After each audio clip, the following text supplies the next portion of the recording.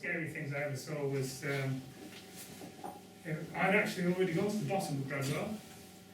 We'd driven to the hill, it was windy, we'd stopped at edge stop, it was blown out, but westerly, and we came to Bradwell, and there was a guy flying, and just as we were walking to the edge, he top landed and said, "Oh, it's very light," and it was very light. That's a bit weird. It was blowing 30 miles an hour at edge top. So when I took off, soared around a little bit, and then got absolutely hammered to the bottom, and set up my landing approach below the top edge of the field, flew up the field, got lift all the way, was going to go over the edge, had to turn around, 10 foot high, down the hill, thinking I was going to die, and then suddenly, big gust, easterly wind, lifted me right up, and I turned around and landed.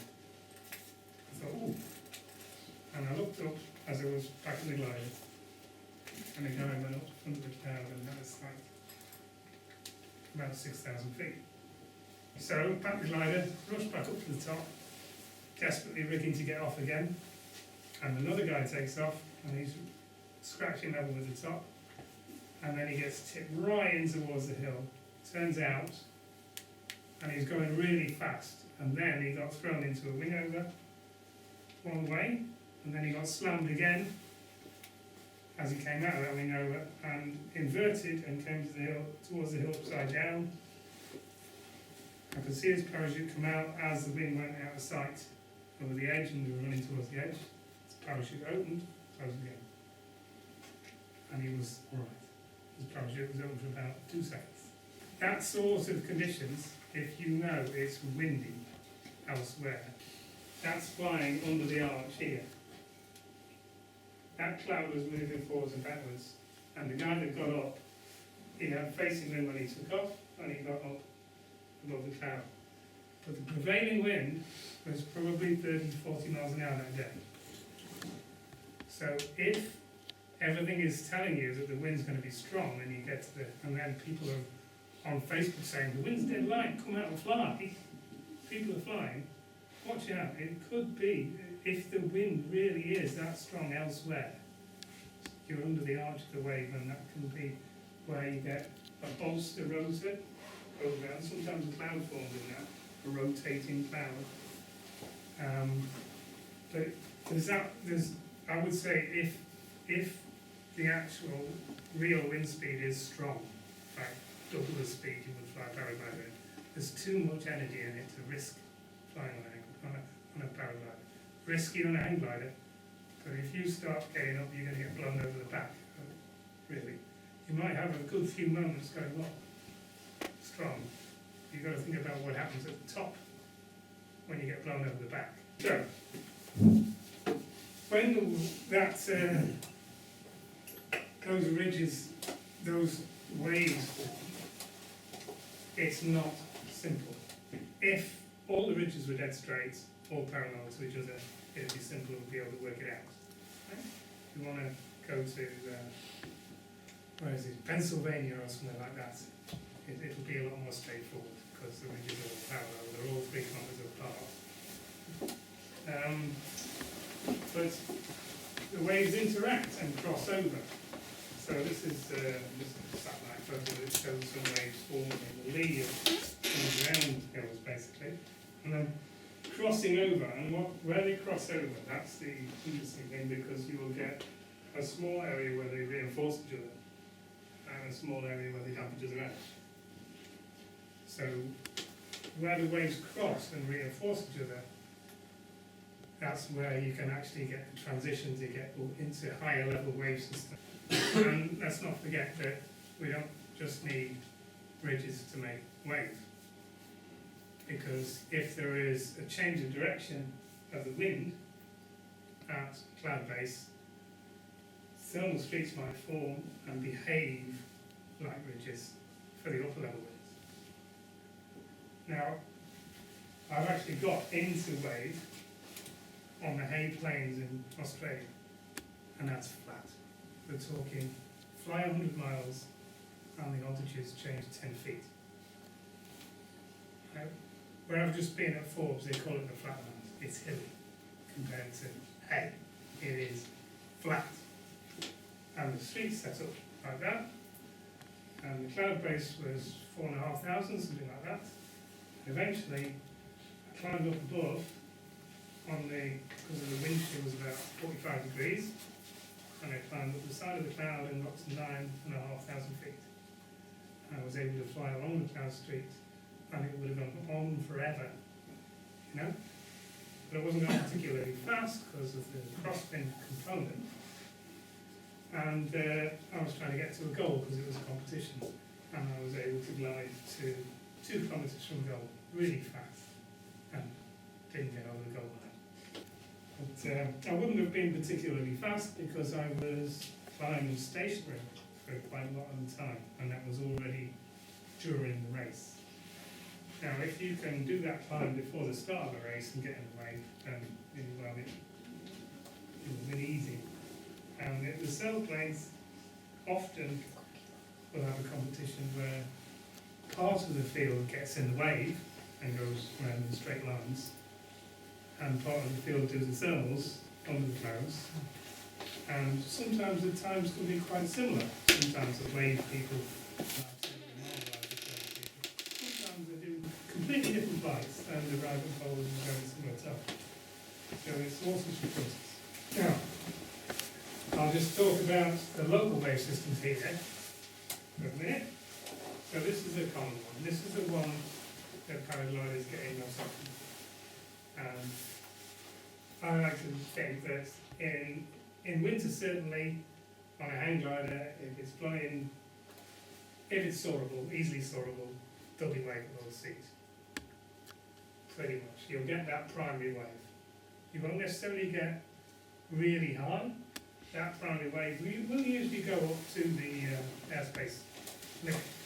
But unless you've got the conditions that amplify the wave, the right conditions, you won't get a secondary wave going down there.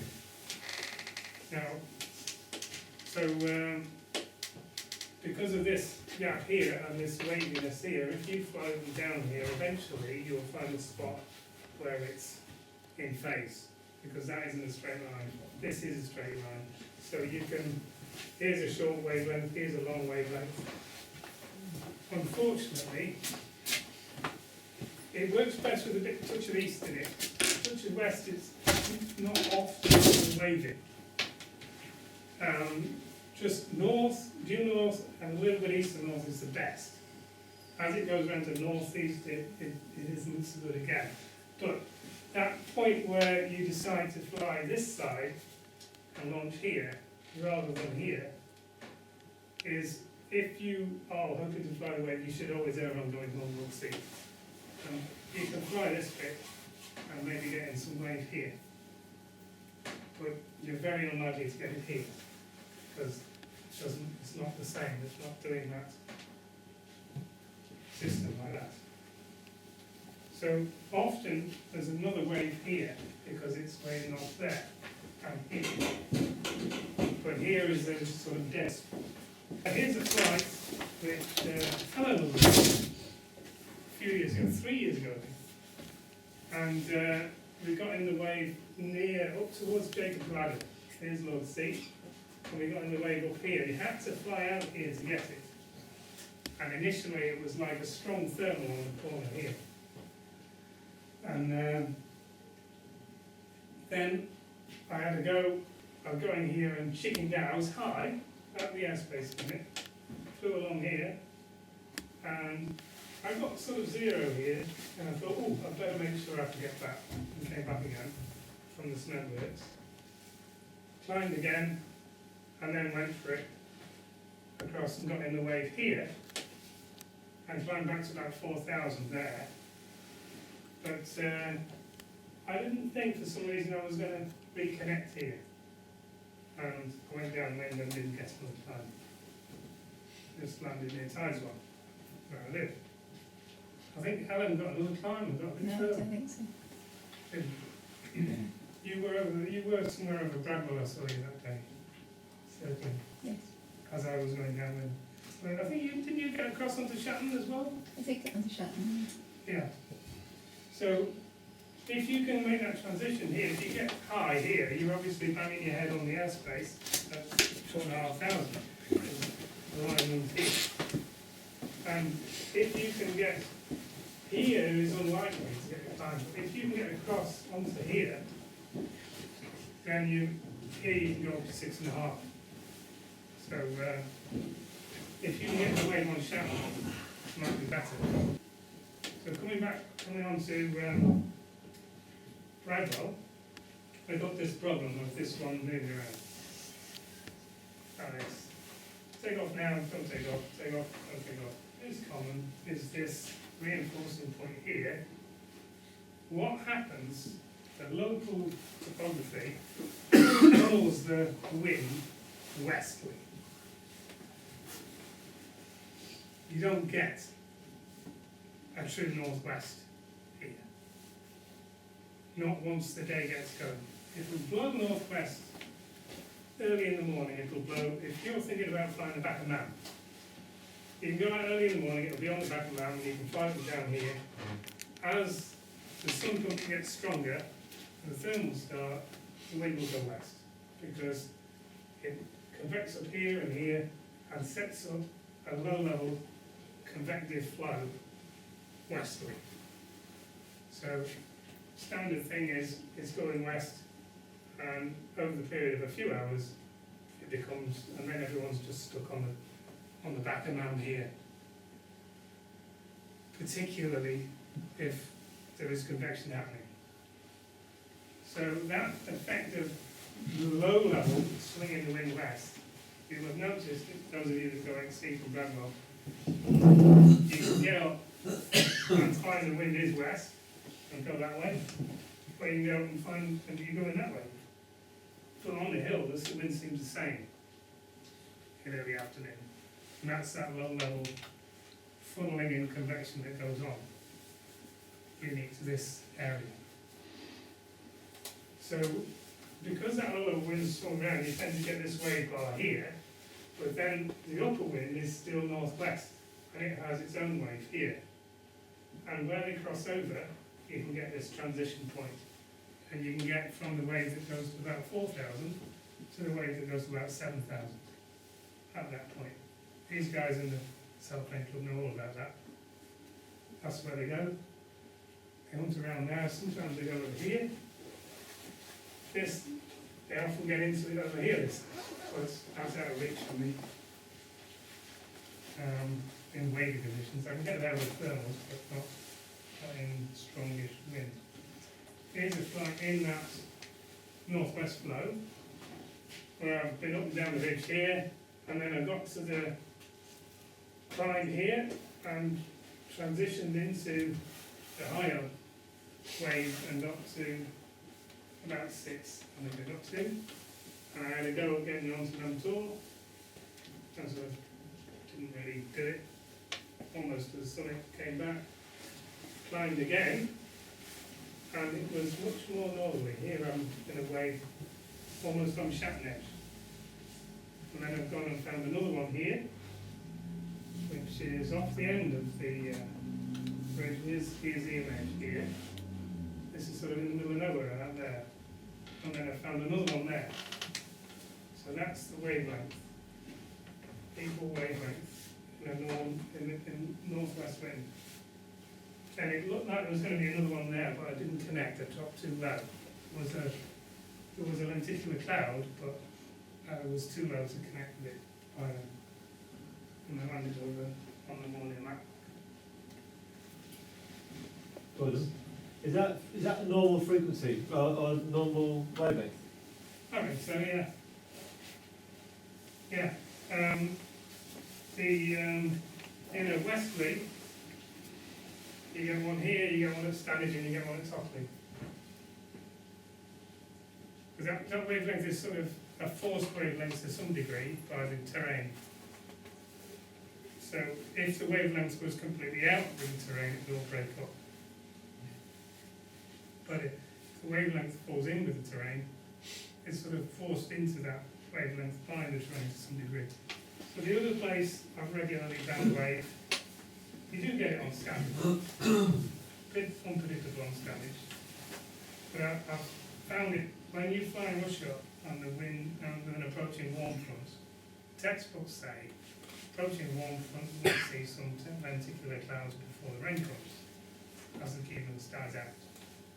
Because you've got, warm front has stable air coming in above, but already, if the warm front's in the afternoon, the ground's already heated, already making thermals from the bottom, and the stable air's coming in over the top. That's the ideal theoretical conditions.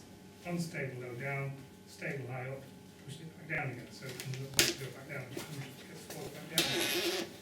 And so that approaching warm front can often sail away. So when you reach soil up and down here, and it goes gradually more and more grey and slips around to the west as the warm front approaches, I found, I'll go and follow the wind to Stanage and fly along the ridges as it goes southwest from south. And 2 or 3 times I've caught the wave at Backtor here, the wave that's coming from this plateau falling down here and coming up there. And because that's at an angle to it, you can search them as you're going along here. It's all thermal, and you think, oh, it's gone. Oh, it's here again. Oh, hang on a minute. That feeling, oh, it's in the same place every time. And then you stop searching and you start just pointing into wind, and it carries on going up. So I've been back to about 5 grand here, and even though the wind's almost past, I've come back. I've had enough to fly all the way around here, and you see I've gone from under the 4.5 at that point. So, well worth running that ridge, approach the warm front from Brushall. Have a go. Might get very good just there. And if you want to go down, then it might be very good over here as well. So this is the classic Bradwell wave, which you can often follow downwind. Is if you can get into that straight west wave, and the next one's at Hermitage, and the next one's at Topley, and you might get another one after that. And then after that you might be able to get into some thermals. Because quite often you've got an effect in the hills that suppresses the thermals, and out in the flatlands the wave diminishes and the thermals start. So in the northwesterly, I had a tremendous flight years and years ago, where we got 6.5 at Bedwell, 10.5 at Batford. Another climb after that, and then I was going downwind watching the cloud street grow underneath me, and I just transited underneath the cloud street somewhere near Worksop, and then continued under the cloud street and thermals, and flew to somewhere near Ely.